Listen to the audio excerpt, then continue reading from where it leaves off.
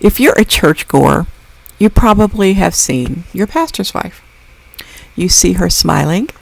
You probably see her sitting on the front row. Not me, I'm in the balcony. But you probably see her sitting on the front row, being very accessible, very visible. And she may smile constantly. Now, that is what you may see on Sundays, but there's probably another side. And I want to talk about that. Let's get into it. I want to talk to you about being a pastor's wife. I am one.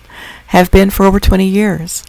And I want to talk about how the pastor's wife is among the most vulnerable people in your church. Or at least she can feel that way. She can feel very vulnerable. And people often wonder is, why do some pastors' wives isolate and pull away? And it's very common.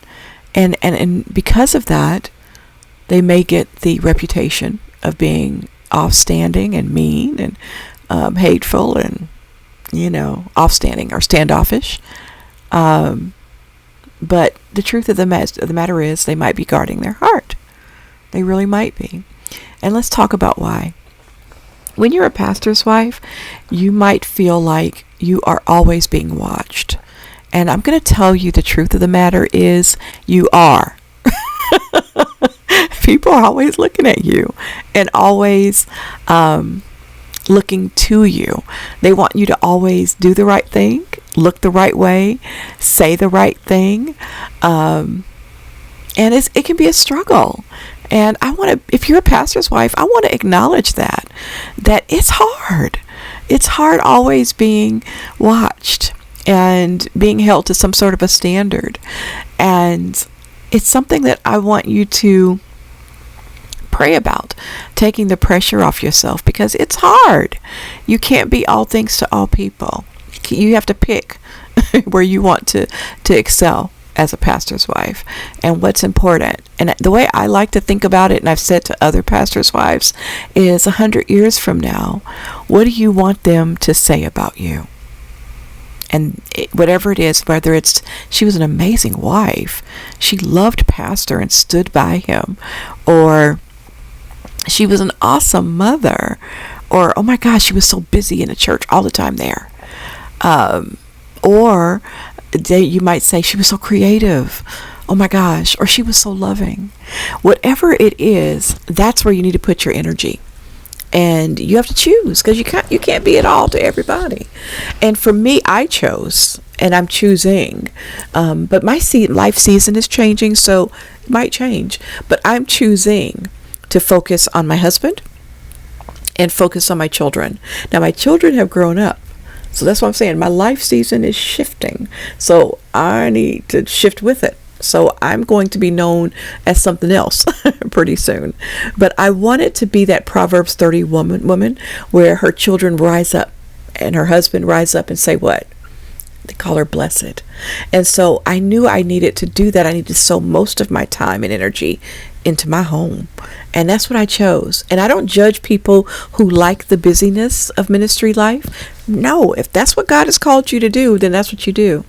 But either way, you're vulnerable because people have whatever you decide to do, whether you're in front or behind the scenes, they're gonna have something to say or have feelings, and often 90% of the time I'm going to talk to you about those feelings. I'll give you a personal example. I've gone through probably one of the most the most heart-wrenching season of my life in the last several years.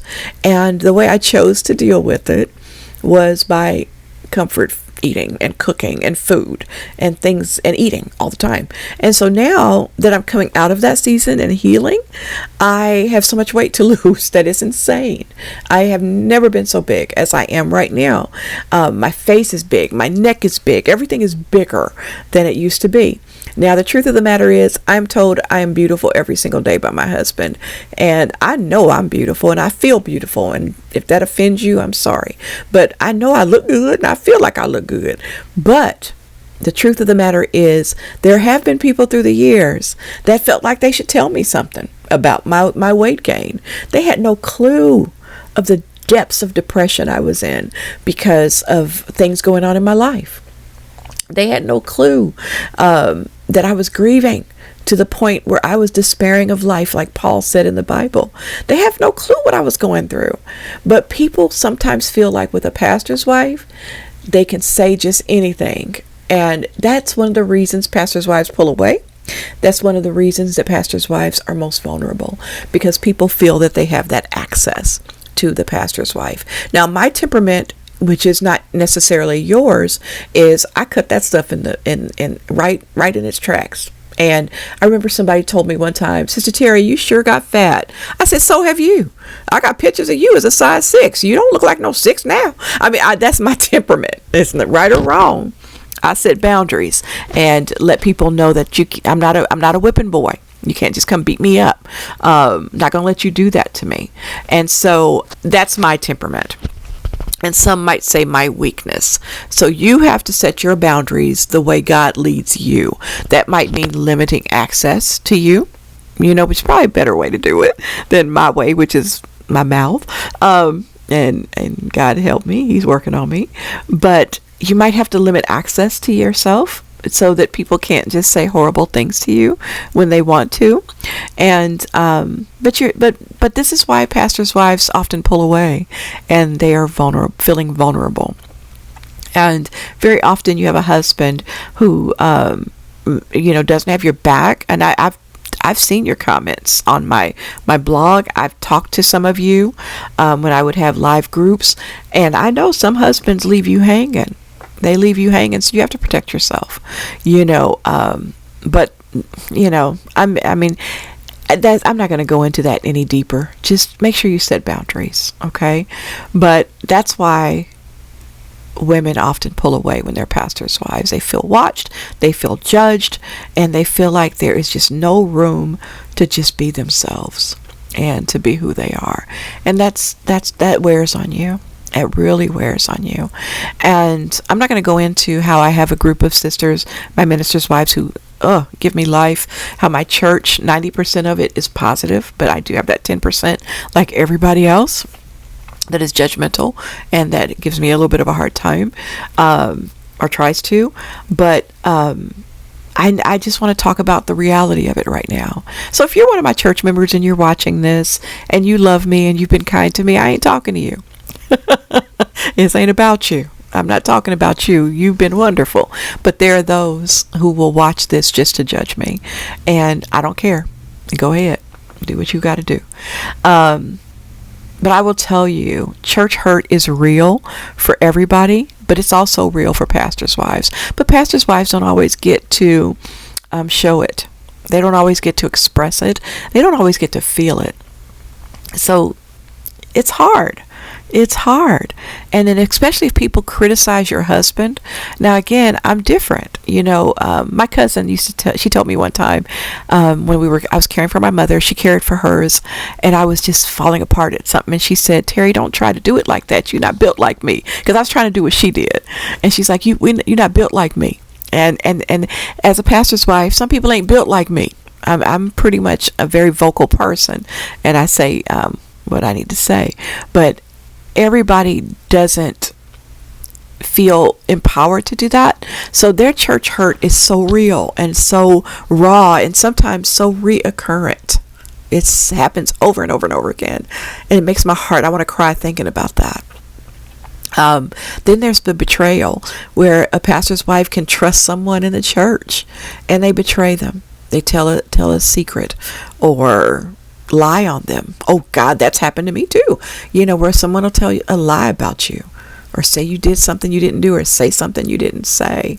And then of course there's people that just gossip about whatever it is, whatever you wear, or just, people are just like that. And those things are hard. And, you are more prone to these things because you're visible and you're accessible. So some people, pastors' wives, they didn't, because of these things, they didn't start out being guarded or distant, but they had to learn to be, because of the way people treated them. Another reason pastors' wives feel this way sometimes is because maybe they are just burned out. They feel like they've given all that they could give. They ain't got nothing else to give. And so they may be burned out because they're supporting everyone else's needs and not their own. Because I'll tell you, very rarely do people come up and run up to you as a pastor's wife to tell you good news. But they'll run up and find you to tell you bad news, which I think is a gift in itself, because then you can support people and love on them. But that's hard. It's hard. So yeah. Another thing is a lot of pastors' wives may feel vulnerable because they know things, or they carry stress home, a lot of stress home from church. And because there are things that I know that I'll take to the grave with me. I don't even tell my husband. There are secrets I will take to the grave with me. I always tell people, if you want my husband to know something, you tell him. I'm not even going to accidentally tell him. Yeah, I mean, you carry so much. And it wears on you. And you're kind of darned if you do sometimes as a pastor's wife, and you're darned if you don't. If you do a lot, you're criticized. If you do too little, you're criticized. So you just have to let God lead you. You have to just let God lead you in what you do. Often you just feel misunderstood as a pastor's wife, especially if your temperament is introverted by nature, and that means you're drained by too much interaction. You can made to feel you're snobbish or something. Or like in my season, I don't stay after church late right now. I leave pretty early because of my capacity right now. And so some people have opinions about that. I haven't lost one bit of sleep thinking about it. But some people have their opinions about that. And so you can feel easily misunderstood as a pastor's wife. And this is really true for people who are introverts, I think. And another thing is when you're in a different life stage. And I think that's one of the reasons I feel empowered to leave early. Because I'm in a stage of my life where I'm older and I care less about what people think than I did when I was younger. And so because of my life stage, I do pretty much what I feel like God has told me to do and what I want to do. And so there's him first, of course, but then if he doesn't tell me to do something, I do what I want to do, and that works for me. Here's the one that I'm going to end with for being a pastor's wife. Very often you don't know who really loves you. Okay. Very often I say people love the shadow. They love the shadow of me that lives in my husband's light. They don't really know me. All right. And oh my gosh, I'm about to cry. I serve on her ministry, said something just to thank me for my sacrifice. Oh, about to cry. And I wanted to thank her for hers too, because her husband serves, and so she knows sacrifice too. But that word spoke to me, and it blessed me. And so I know she loves me. I know my ministers' wives love me. They know me. They know my weaknesses. They know my strengths. They do time with me and life with me. So they've seen me say the wrong thing. They see me say the right thing. They know me. And I know they love me. I know so many church members. They love me. They know Terry. They love me. They don't love, but then there's those that do love me just because I'm my husband's wife. Does that make sense? And that's okay. That's okay. But that's part of the burden of being a pastor's wife. And that might make some pastors' wives pull away because they feel that people don't love them for them, or even are not even interested in knowing who they are as individuals. They only see them as an appendage of their husbands. So again, why do pastors' wives pull away? And why are pastors' wives vulnerable? That's huge, because you can share your heart with somebody and find out they don't love you, they don't even know you, and they don't even care about you. And that's that's hard. That's painful when people want to connect just because of the position. That's hard, and it makes it difficult for you to trust people. But I say more people love you than you know, probably, and love you than you probably know.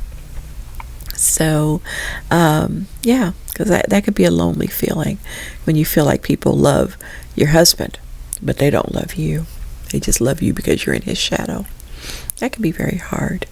So I have no advice. I've given my little snippets of advice.